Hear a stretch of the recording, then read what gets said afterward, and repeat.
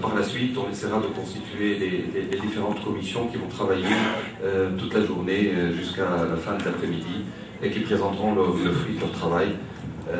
Voilà. Et comme je vous l'avais dit, une des choses les plus importantes est bien sûr l'évaluation. Je n'ai pas arrêté depuis les élections du 23 octobre de dire qu'on n'a pas évalué. Donc si on n'évalue pas, on ne peut pas construire.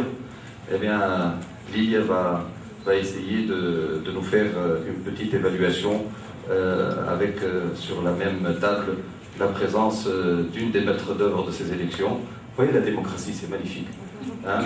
Et donc, d'un côté, la société civile qui va évaluer, et le maître d'œuvre, donc Monia Labed, qui était dans le conseil de l'ISI, qui est là et qui, par la suite, sûrement essaiera de présenter plutôt comment va être l'ISI, l'ISI 2, qu'on a pris l'habitude d'appeler déjà l'ISI 2. Donc, je donne la parole et après, je présenterai les autres, bien sûr, intervenants. Il y a vous la parole. Merci, Chaouri. Je tiens tout d'abord à remercier l'Association tunisienne de droit constitutionnel d'avoir prévu cette journée. Effectivement, comme nous le savons tous aujourd'hui, c'est la période où on commence à beaucoup parler des élections, notamment avec ce qui se passe aujourd'hui au niveau de l'Assemblée nationale constituante et notamment la commission du tri des candidatures de l'ISI, donc le sujet est vraiment d'actualité. On parle beaucoup d'élections, même si on ne voit pas encore de date se profiler à l'horizon. Donc, comme je vais reprendre tout de suite un peu ce qu'a dit Sifarhat. Donc en parlant des élections, moi je vais vous présenter une évaluation des élections de 2011 parce que ce n'est qu'à partir de cette évaluation qu'on pourrait présenter des recommandations utiles pour les prochaines élections. Mais auparavant, et ça ne figure pas dans ma présentation, il faudrait quand même souligner certains points très importants. Pour que des élections honnêtes, intègres aient lieu, il faudrait qu'il y ait des conditions sine qua non de l'intégrité de ces élections, ou bien pour que tout simplement elles puissent avoir lieu. C'est d'abord la sécurité, un climat sécuritaire. Aujourd'hui, donc par rapport à 2011, on avait, donc l'ISI avait quand même en coordination donc avec les autorités, ont pu maintenir un bon niveau de sécurité. Il y a eu quelques incidents, mais rien à voir. Donc la sécurité était là. L'indépendance de la justice, il ne faut pas l'oublier, c'est une condition qui n'est pas encore là. Donc la liberté de la presse, oui. Donc il y a certaines conditions, également au niveau de la police, avoir une police républicaine, pour qu'il n'y ait pas la tentation de mainmise, disons, de l'appareil de l'intérieur sur les élections. Pour éviter au moins des doutes, il faudrait qu'on s'assure de la neutralité de l'administration et de la police. Ceci pour, disons, les conditions générales qui doivent présider à des élections. Alors maintenant, si on revient un peu aux élections de 2011, alors on va commencer donc très rapidement pour les non-initiés, bien que je vois ici beaucoup de gens qui ont participé de près ou de loin aux élections précédentes. Donc le processus électoral commence par la promulgation des textes de loi qui vont régir les élections. Ensuite, nous avons une partie sur l'organisation électorale.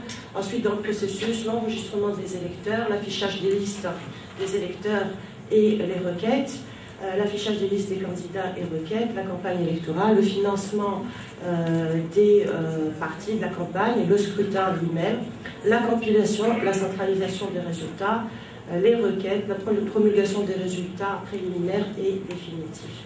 Alors, les textes de loi, très rapidement, donc, qui ont régi un peu les élections de 2011. Donc, tout le monde connaît le décret 27 par lequel la haute instance pour l'organisation des objectifs de la révolution ont créé l'ISI. Ensuite, le décret loi numéro 35 2011. Qui est relatif aux élections de l'ANC, décret loi qui a été amendé par un décret loi, le décret loi numéro 72-2011, donc il a complété et l'a amendé, et deux circulaires principalement, une circulaire qui concerne le découpage électoral et une circulaire qui concerne le financement des campagnes électorales. Donc voilà un peu le cadre légal. Alors qu'est-ce qu'on pourrait dire par rapport, disons, à ce cadre légal? Parce que c'était une innovation, donc vous voyez tous ces textes-là sont arrivés après la Révolution. Donc il y a, disons, deux points majeurs à souligner. Deux points positifs majeurs. D'abord qu'il y a eu création, pour la première fois en Tunisie, d'une instance indépendante pour l'organisation des élections. Deuxième point, pour la première fois également, on a vu la criminalisation de certaines fraudes électorales. Donc, mais les points, on va dire, négatifs, ou bien les points améliorés dans ces textes électoraux, donc, cette ISI, elle était là, cependant, elle avait un pouvoir d'action limité. Donc, il y avait une absence de référence explicite à un pouvoir d'autosaisine et de sanction. C'est ce qui a créé, après certaines polémiques, notamment quand nous, société civile, avions dit qu'il y a eu des dépassements, par exemple, au niveau des campagnes électorales, et que l'ISI a dit nous n'avions pas. Et pour nous, pourquoi est-ce que l'ISI n'était pas intervenu à ce moment-là pour arrêter ces infractions? La réponse de plusieurs membres de l'ISI, c'était que nous ne pouvions pas le faire. Alors que d'autres, disons, juristes avaient soutenu le contraire en disant qu'ils auraient pu le faire s'ils avaient réellement voulu arrêter ces infractions-là. Et donc là, si on analyse un peu les textes, effectivement, il n'y a pas de référence explicite donnant un pouvoir donc à cette ISI pour lui permettre, donc le pouvoir d'autosaisine, soit de saisir donc les tribunaux, soit d'elle-même donc de faire certaines sanctions, d'appliquer certaines sanctions. Donc pouvoir d'action limité, je disais, les sanctions, donc la criminalisation, c'est vrai que les articles, donc certains articles du décret 35 criminalisaient les fraudes électorales, mais ces sanctions étaient peu dissuasives. Alors peu dissuasives, parce qu'elles ne touchaient que les personnes, et donc il aurait fallu, il faudrait peut-être penser à l'avenir d'une future loi électorale pour que ces sanctions soient étendues aux partis politiques. Ah, j'enlève le côté financement des partis où c'est différent. Et également, donc il faudrait les peines appliquées, donc 6 mois de prison et je crois 1000 dinars d'amende. Donc aujourd'hui, ce sont des peines qui sont non dissuasives donc, de ces infractions. Donc il faudrait peut-être renforcer et étendre les sanctions et les étendre également à d'autres fraudes électorales que celles touchant au financement des campagnes. Ensuite, donc troisième point à améliorer également, donc il y a peu de dispositions, encore une fois explicites, qui garantissent la transparence du processus électoral. Alors maintenant, venons-en à ce qui s'est passé donc rapidement, donc les différentes étapes des élections du processus électoral. Concernant l'organisation électorale, dans l'ensemble, la logistique électorale a été correctement organisée en Tunisie et donc un peu moins à l'étranger, mais en Tunisie, dans 95% des bureaux de vote que nous avons observés, l'organisation était bonne, l'encre était là, tout était... donc vous avez pu donc quand même assurer la logistique électorale. Alors concernant la sécurité, déjà j'en ai parlé, donc la sécurité a été assurée. Maintenant venons-en aux procédures. Les procédures de vote, elles, étaient incomplètes. Elles étaient arrivées très souvent en retard, c'est-à-dire qu'elles ont été publiées par l'ISI très en retard, je dirais 3 jours avant les élections, pour certaines procédures. Et certaines procédures étaient contradictoires.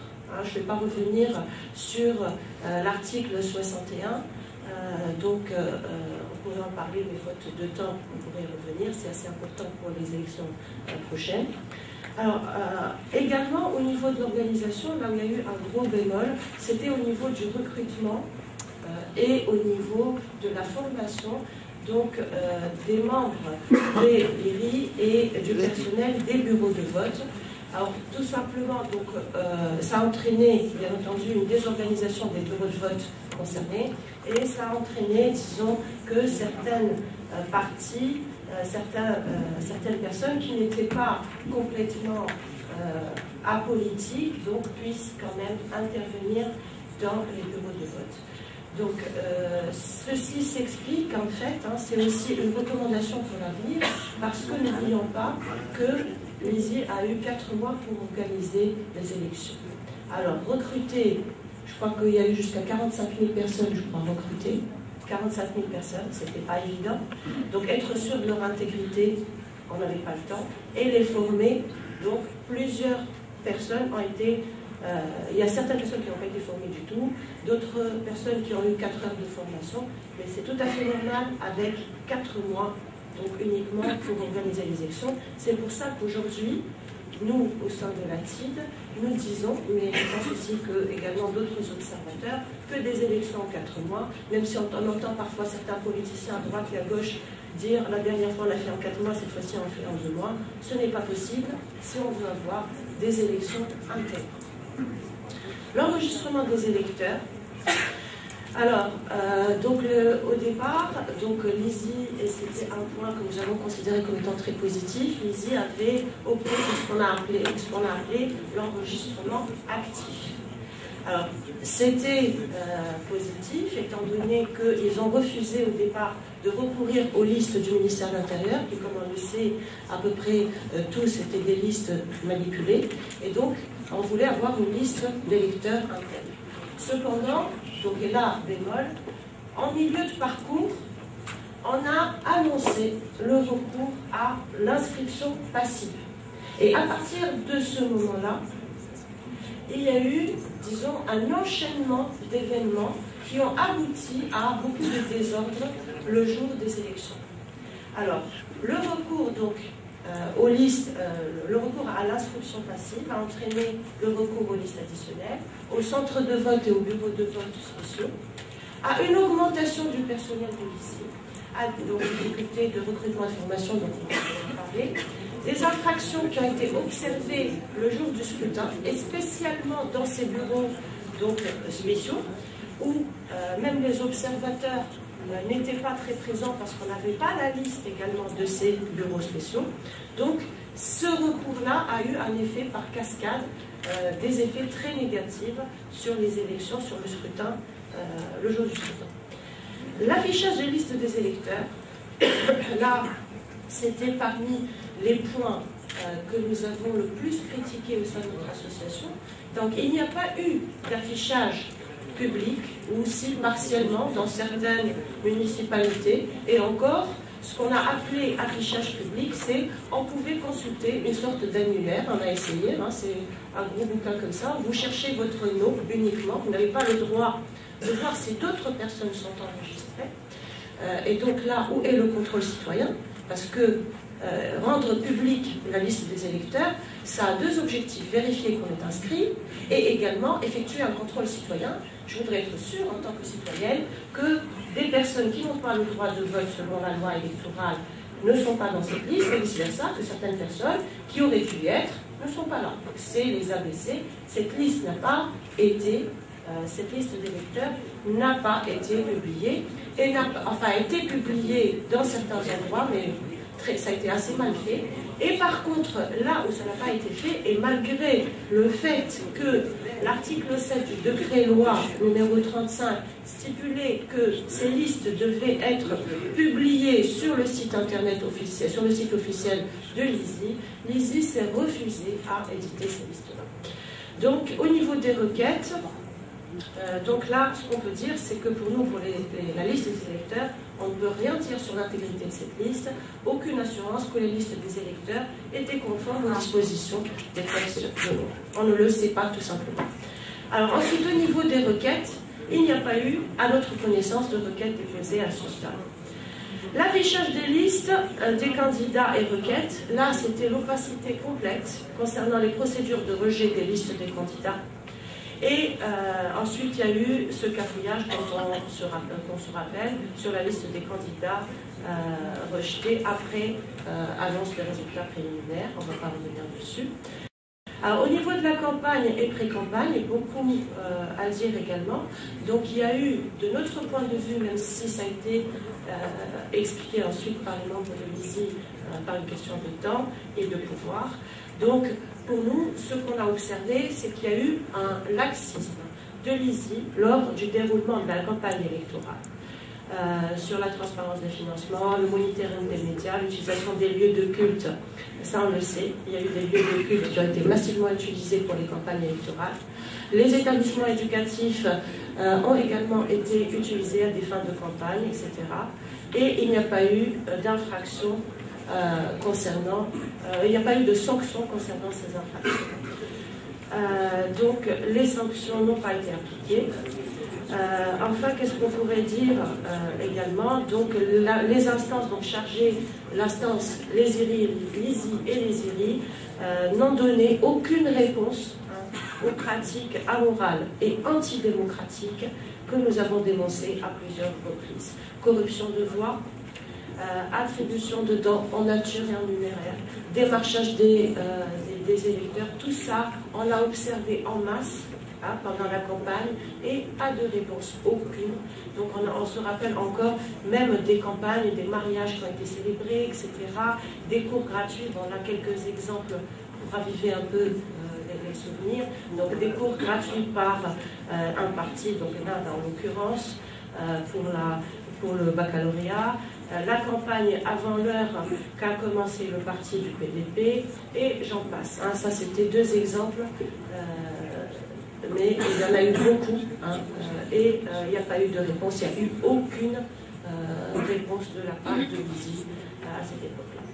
Donc le financement de la campagne électorale, donc également nous avons fait une demande pour pouvoir observer, donc là le gouverneur de la Banque centrale, donc pas de réponse non plus. Donc pour nous il y a eu une grande difficulté, on ne peut pas estimer, on n'a pas pu estimer donc les fonds dépensés par les listes électorales. Il n'y avait pas d'accès à l'information pour la société civile du tout.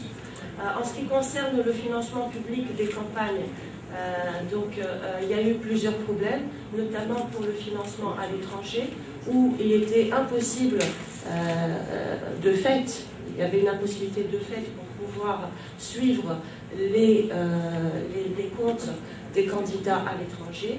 Et au niveau de l'arrivée de la partie du financement public, alors nous savons que certains candidats à l'étranger ont reçu, donc le 17, donc c'était la veille, à la fin donc, de la campagne, ils ont reçu la partie qui leur revenait.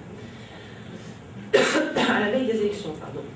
Alors, les infractions commises le jour du scrutin, donc il y a eu beaucoup d'infractions. Alors, ces infractions-là, on a essayé de les classer donc, en risque, donc infractions qui présentaient un risque d'intégrité des résultats. C'est toutes les infractions, en gros, qui touchent l'urne, donc les scellés, l'urne, le contrôle identitaire, l'authentification des bulletins de vote.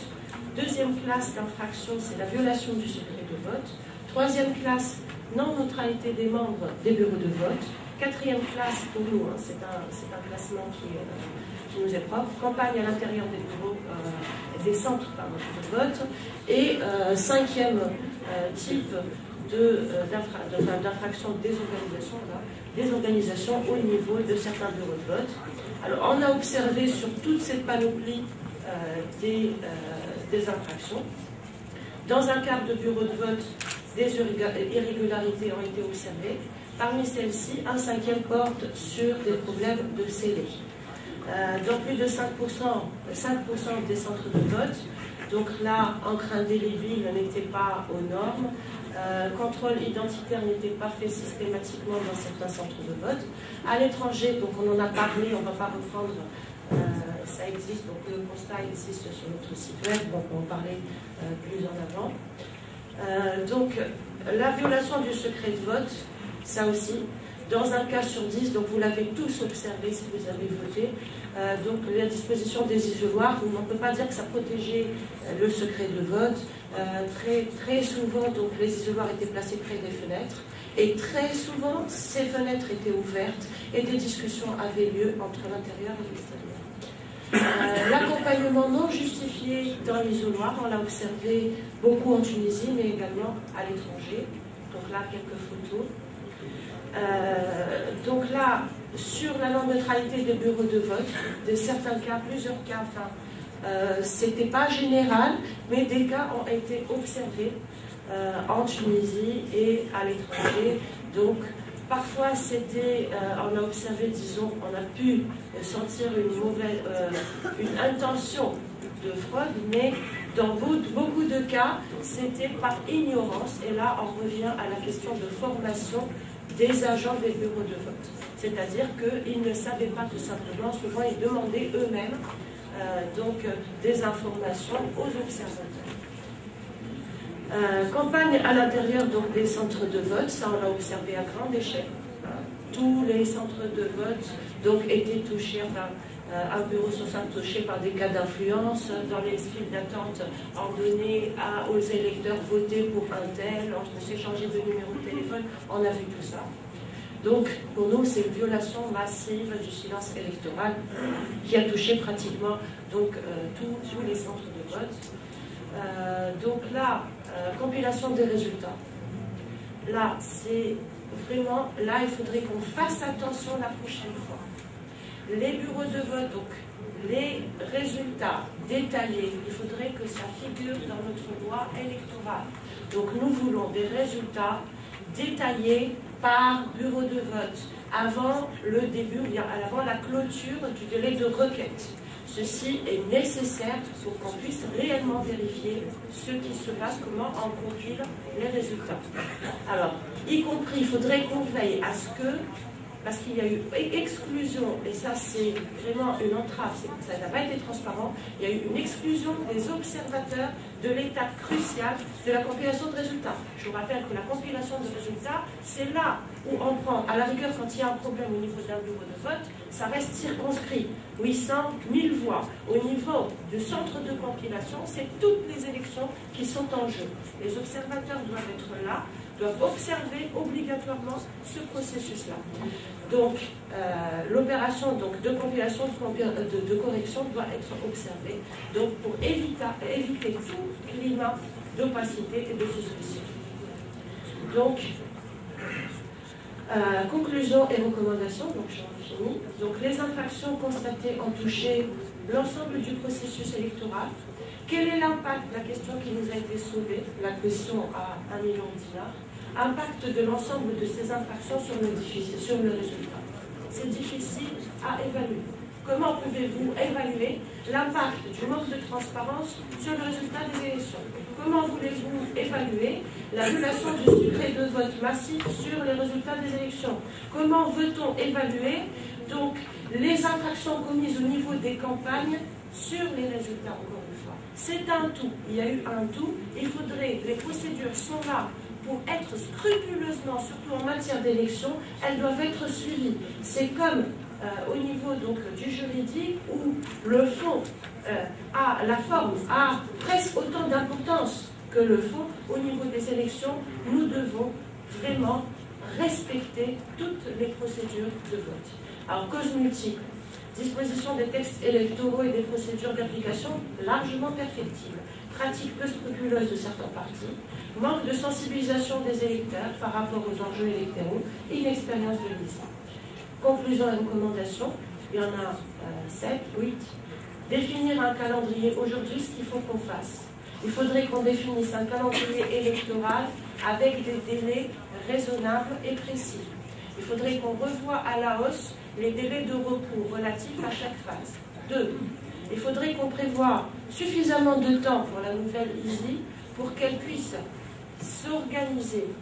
Donc, au niveau du recrutement, parce qu'aujourd'hui tout est presque à refaire, puisque nous n'avons pas de continuité de l'ISI. Donc, il faudrait assurer le recrutement et la formation correcte des intervenants dans tout le processus, donc les agents des IRI, les centres de vote, etc. 3. Instaurer des procédures de coordination entre l'ISI, la Cour des comptes et le tribunal administratif. 4. doter l'ISI de pouvoirs accrus, notamment le pouvoir d'autosaisine et de sanction.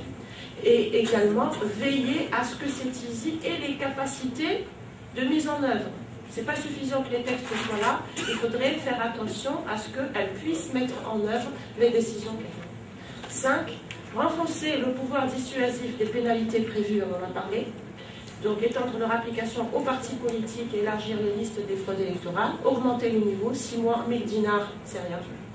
6. Prévoir des dispositions légales obligeant l'ISI à être plus transparente et à publier toute l'information de manière proactive, y compris les résultats par bureau de vote à temps avant la clôture du droit de recours. 7. Prévoir et appliquer un texte garantissant la transparence de la liste des électeurs.